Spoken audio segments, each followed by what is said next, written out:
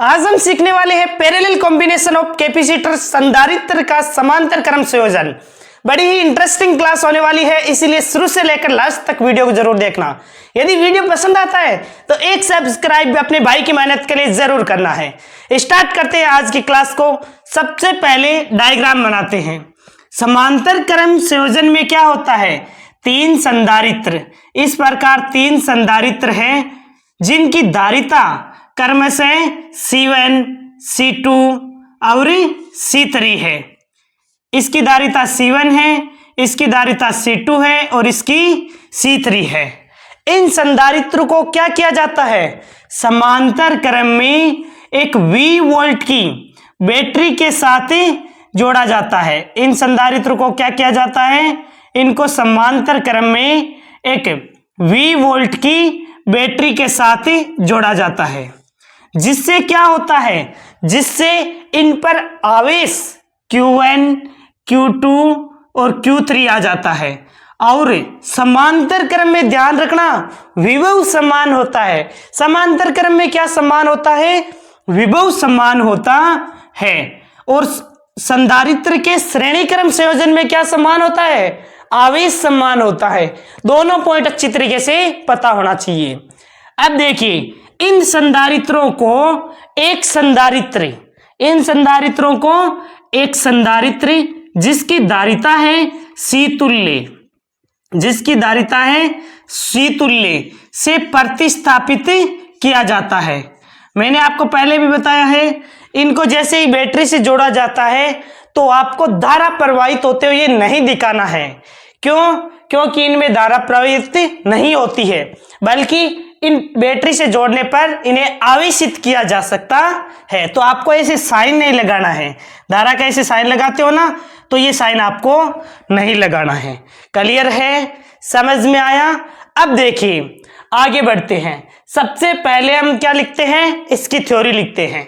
Theory क्या लिखेंगे? बिल्कुल आसान है। चित्रानुसार तीन संधारित्र जिनकी धारिता C1, C2 व C3 है के समांतर क्रम में एक V वोल्ट की बैटरी से जोड़ा जाता है, जिनसे इन पर समान विभव V आ जाता है और आवेश Q1, Q2, Q3 आ जाता है। इन संधारित्रों को एक संधारित्र जिसकी धारिता C तुल्य है से प्रतिस्थापित किया जाता है। क्लियर है? तो सबसे पहले थ्योरी लिखो। चित्रानुसार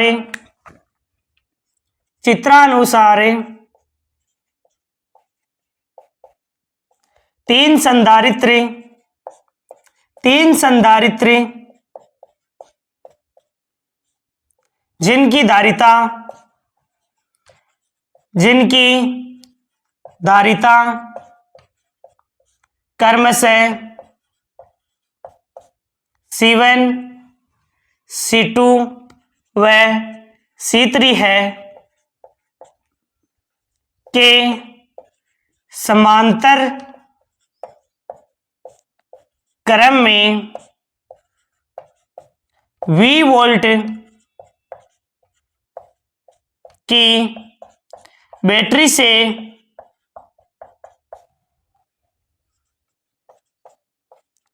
जोड़ने पर इन पर समान विभव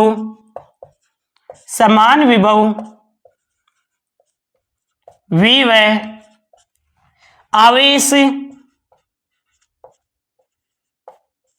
Q1, Q2 व Q3 आ जाता है। क्लियर है?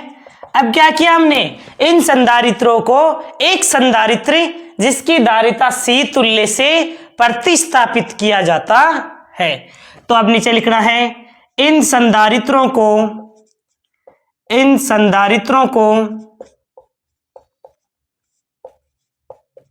एक संधारित्र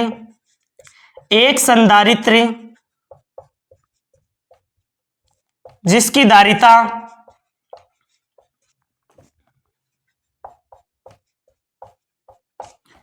C तुल्य से प्रतिस्थापित किया जाता है।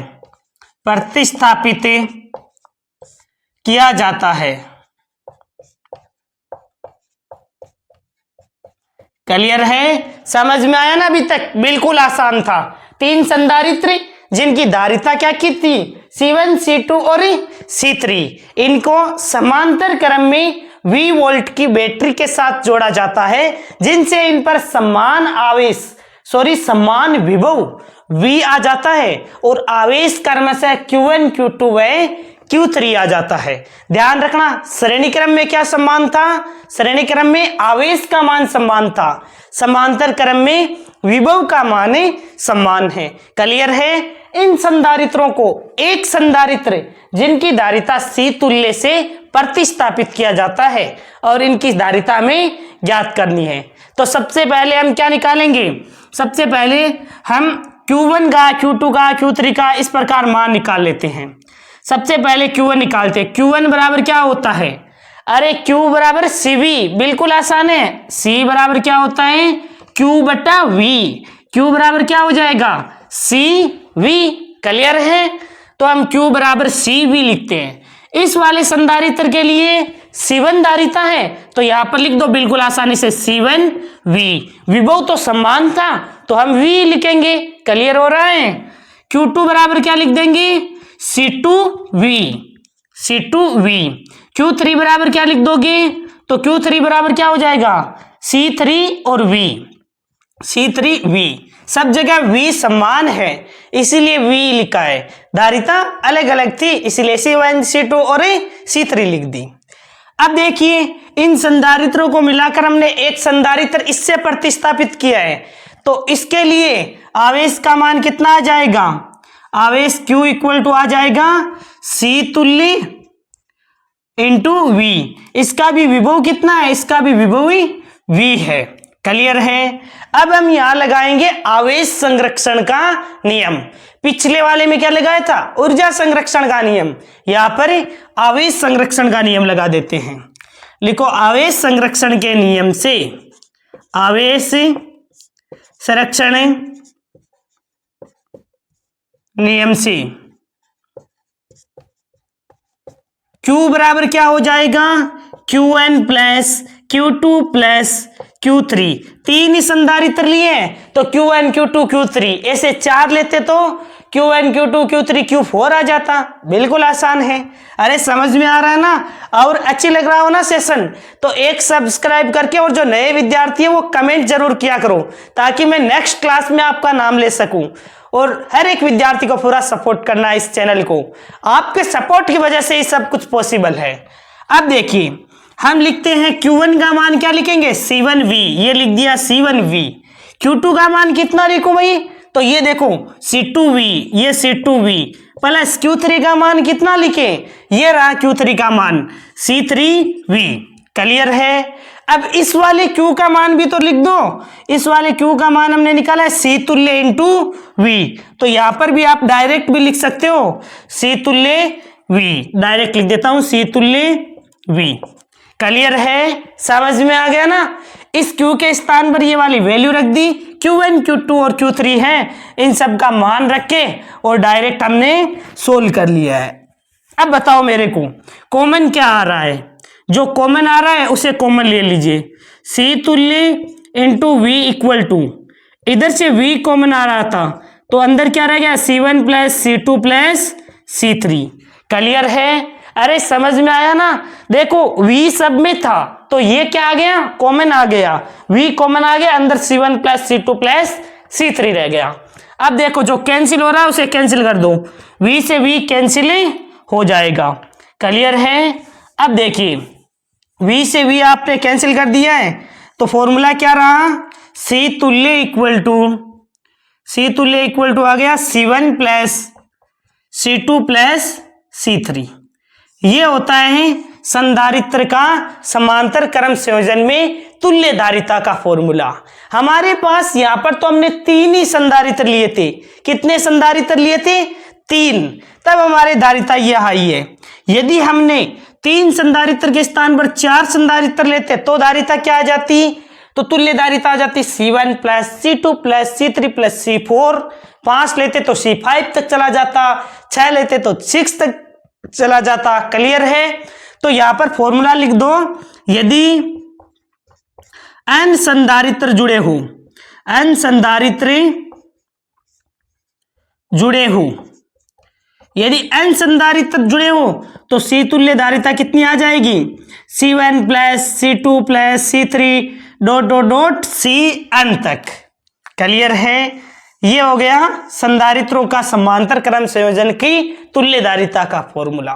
यदि सभी संधारित्र समान जुड़े हो, यानी कि ये भी 2 माइक्रोफेरेड, ये भी 2 माइक्रोफेरेड, ये भी 2 माइक्रोफेरेड, तो आप डायरेक्ट फॉर्मूला क्या लगा सकते हो, तो वो भी हम सीख लेते हैं। यदि सभी संधारित्र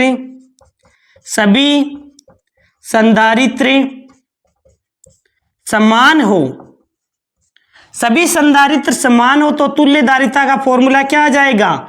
देखो C C C, इसे n बार जोड़ोगे तो कितना आ जाएगा? n into C। तो ये भी आपको डायरेक्ट ध्यान में रखना है। यदि सभी संधारित्र समान जुड़े हो तो धारिता कितनी हो जाती है? n इंटू C हो जाती है। क्लियर है? देखिए अब हम इस फॉर्मूले पर क्वेश्चन सोल्व करते हैं। एक बार के लिए मैं वापस समझा रहा हूं, किसी भी कोई भी प्रकार का डाउट हो तो कमेंट बॉक्स में कमेंट जरूर लिख देना। 3 संधारित्र थे, तीनों की तीनों समांतर क्रम में V वोल्ट की बैटरी से जोड़ा जाता है। जैसे ही बैटरी से जोड़ा जाता है तो इन पर समान विभव V आ जाता है और आवेश Q1 Q2 Q3 आ जाता है। अब देखिए Q बराबर क्या होता है? CV। तो पहले इस वाले के लिए C1 V, इस वाले के लिए C2 V। V विभव समान था, श्रेणी क्रम में तो आवेश समान था, लेकिन यहां पर क्या समान है? यहां पर विभव समान है। तो यहां पर C2V C3V आ गया। और इन संधारित्रों को एक संधारित्र जिनकी धारिता C तुल्य से प्रतिस्थापित किया जाता है, तो इसका कितना आ जाएगा? Q तुल्य इंटू V। सारा का सारा मान जो आपने निकाला है वो कहां लिखोगे? तो आवेश संरक्षण के नियम से हम ऐसा लिख सकते हैं Q1 plus Q2 plus Q3। अब मान Q1 के स्थान पर ये रख दिया, Q2 के स्थान पर मान रख दिया, Q3 के स्थान पर मान रख दिया डायरेक्ट। V तो सब में समान था, कॉमन लेकर कट करते ही C इक्वल टू आ गया C1 plus C2 plus C3। यदि n संधारित्र जुड़े हो, कोई जरूरी नहीं 3 संधारित्र जुड़े हो, 4 5 7 100 संधारित्र जुड़ रखे हो, तो क्या होता है? आप इनका सीधा सीधा योग कर दो। ये होता है समांतर क्रम संयोजन में। वहीं यदि आपसे पूछ ले n संधारित्र समान हो, सभी संधारित्र जैसे ये भी C, ये भी C, ये भी C, तो आपको डायरेक्ट ये फॉर्मूला लगाओगे फिर भी आंसर आ जाएगा, लेकिन आपको डायरेक्ट लगा देना है n इंटू C। एक क्वेश्चन करवाता हूं मैं सबसे पहले। जैसे आपको पूछ ले, क्वेश्चन लिखो, निम्न की तुल्य धारिता ज्ञात करो। तुल्य धारिता ज्ञात करें। फर्स्ट है, इस प्रकार 2 संधारित्र जुड़े हुए हैं। यह है 2 माइक्रोफेरेड, यह है 3 माइक्रोफेरेड। अब देखिए सबसे पहले तो ये किस में है? ये तो है श्रेणी क्रम में। ये किस में है? श्रेणी क्रम में।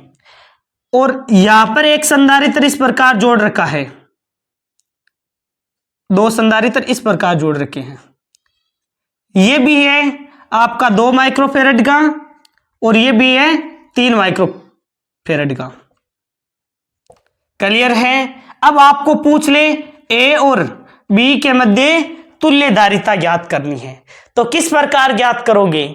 तो सबसे पहले ये दोनों श्रेणी क्रम में हैं। श्रेणी क्रम में जुड़ रखा हो तो फॉर्मूला क्या लगाते हैं? 1/C तुल्य equal to 1/C1 plus 1/C2। या फिर 2 ही संधारित्र जुड़ रखे हो तो आप डायरेक्ट ये भी फॉर्मूला लगा सकते हो C1 C2/C1 प्लस C2। तो सबसे पहले इन वाले 2 संधारित्र के लिए फॉर्मूला लगाओगे C1 C2 यानी 2 गुणा 3/C1 प्लस C2 यानी कि 3 और 2 5 आ जाएगा। तो धारिता आ जाएगी 6/5 माइक्रोफेरेड। क्लियर है? इन 2 संधारित्र के लिए ये किस में थे? श्रेणी क्रम में। अब यहां पर नीचे वाले दो संधारित्र की बात करते हैं। ये तो आ गया 6/5 माइक्रोफेरेड। अब देखिए यहां पर नीचे वाले संधारित्र को देखते हैं। ये भी क्या थे? श्रेणी क्रम में जुड़ रखे थे, समान ही थे, 2 माइक्रोफेरेड 3 माइक्रोफेरेड। तो इनकी धारिता भी कितनी आ जाएगी? 6/5 माइक्रोफेरेड। अब देखो, अब ए और बी इनके मध्य जो धारिता किस प्रकार निकालोगे? तो ये दोनों समांतर क्रम में जुड़े हुए हैं। ये दोनों किस में जुड़े हुए हैं? समांतर क्रम में जुड़े हुए हैं। अरे कैसे पता चलेगा? तो जैसे धारा, यहां पर धारा बहोगे तो यहां पर डिवाइड हो जाएगी ना। अरे धारा जैसे ही प्रवाहित करके देख लिया करो कि धारा जैसे आई, धारा आई है तो इधर और इधर डिवाइड हो जाएगी। इसका मतलब है यहां पर ये किस में है? समांतर क्रम में है। अब ये दोनों समांतर क्रम में हैं तो आप कैसे निकालोगे? सीतुल्य। सीतुल्य निकालोगे C1 + C2। C1 + C2 कितना कितना है? 6/5 + 6/5 कितना हो जाएगा? 12/5 माइक्रोफेरेड आ जाएगा। क्लियर है? अब इसमें भाग भी लगा सकते हो, जैसे कितनी बार जा रहा है? 2.4 माइक्रोफेरेड आ जाएगा। समझ में आया? कैसा लगा ये क्वेश्चन? इसमें मैंने श्रेणी क्रम वाला और समांतर क्रम वाला दोनों कंबाइंड करवाया है, क्योंकि आपके जो क्वेश्चन आता है उनमें श्रेणी क्रम समांतर क्रम दोनों मिक्स दे रखे होते हैं। तो कर लोगे ना? ए और बी के मध्य तुल्य धारिता निकालनी थी तो सबसे पहले इन दोनों को हमने श्रेणी क्रम में जोड़ दिया। ये दोनों श्रेणी क्रम थे। श्रेणी क्रम के लिए फॉर्मूला क्या होता है? 1/C = 1/C1 + 1/C2, या फिर डायरेक्ट लगा सकते हो दो संधारित्र के लिए C1 C2/C1 + C2। क्लियर है? समझ में आ रहा है ना? यदि कोई प्रॉब्लम हो किसी भी प्रकार के क्वेश्चन में तो कमेंट बॉक्स में आप लिख सकते हो। फिर हमने क्या किया? हमने देखा कि अब ये दोनों किस में है? समांतर क्रम में। समांतर क्रम के लिए फॉर्मूला क्या होता है? सीतुल्य = C1 + C2 होता है। तो हमने डायरेक्ट लगा दिया, इन दोनों को सीधा सीधा योग कर दिया। क्लियर है? क्वेश्चन समझ में आया? अब यहां पर भी एक और क्वेश्चन लिखो, इसको मैं मिटा देता हूं। अब देखिए एक दूसरा क्वेश्चन करो। हर टाइप के क्वेश्चन की प्रैक्टिस करवा दूंगा। क्वेश्चन नंबर 2 है इस प्रकार, ये लीजिए, ये 2 माइक्रोफेरेड है, ये 3 माइक्रोफेरेड है और यहां पर एक संधारित्र जुड़ रखा है 5 माइक्रोफेरेड। आपको ए और बी के मध्य तुल्य धारिता पूछी है, तो कैसे ज्ञात करोगे? कैसे ज्ञात करोगे? ये प्रैक्टिस करना है आपको। जैसे यहां से प्रैक्टिस करवाने के बाद आप वापस रफ कॉपी में प्रैक्टिस करोगे इन क्वेश्चन को, है ना? अब देखो, पहले ये दोनों किस में हैं? समांतर क्रम में। समांतर क्रम में हैं तो आप सबसे पहले इसको और इसको सोल्व कर दो। समांतर क्रम में है तो फॉर्मूला क्या होता है? सीतुल्य = क्या होता है? C1 + C2, यानी कि C1 + C2 कितना आ जाएगा? 3 और 2 कितना हो जाएगा? 5 माइक्रोफेरेड। क्लियर है? सबसे पहले ये दोनों समांतर क्रम में थे, इन दोनों को आपने क्या किया? डायरेक्ट जोड़ दिया, C1 + C2 डायरेक्ट। अब देखिए आगे 5 माइक्रोफेरेड है तो ये लिख दिया 5 माइक्रोफेरेड। अब देखिए ए और बी इसमें धारा प्रवाहित करके देख लिया करो। देखो आई आएगी तो यहां पर डिवाइड होगी, लेकिन अब देखो ये श्रेणी क्रम में हो गए। श्रेणी क्रम में हो गए इसका मतलब है कि दो संधारित्र श्रेणी क्रम में जुड़ रखे होते हैं। तो हम फॉर्मूला कौन सा लगाते हैं? तो श्रेणी क्रम के लिए 1/C तुल्य = 1/C1 5 + 1/C2 5।